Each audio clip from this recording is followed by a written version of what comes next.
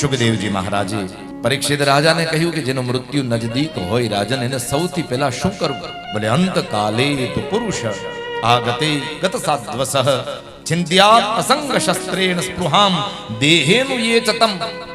સૌથી પહેલા તો જેનું મૃત્યુ નજદીક હોય એને અસંગના શસ્ત્રથી સંસારના જેટલા આસક્તિમય બંધનો છે એનું છેદન કરી નાખવું જોઈએ. કોઈ આપણું નથી. સૌથી પહેલા તો સંસાર અને સંસારના જે સંબંધીઓ છે એમાં જે આસક્તિ છે એ આસક્તિનો ત્યાગ કરી અને પ્રભુની અંદર આસક્ત બનવું પડશે. આ પ્રથમ શરત છે. મૃત્યુનો સમય આવે ત્યારે વ્યક્તિએ ગભરાવું નહીં. રાજન વૈરાગ્યના શસ્ત્રથી આસક્તિના બંધનને તોડી નાખવું. ગૃહાત પ્રવ્રજિતો ધીર પુણ્ય તીર્થ જલાપ્લુત. જ્યારે મૃત્યુ નજદીક દેખાય ત્યારે એમ કહે છે કે ઘરનો ત્યાગ કરી અને વનમાં જતું રહેવું. પણ કેવી રીતે? શરીરથી નહીં, મનથી.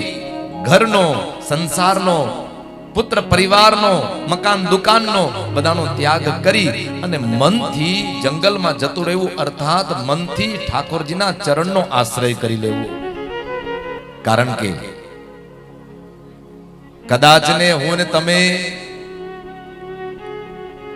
ઘર છોડી અને વનમાં જશું, જંગલમાં જશું, તો પણ જો મન સંસારમાં લાગેલું હશે તો જંગલમાં પણ સંસાર આપણી ભેગો ને ભેગો આવશે.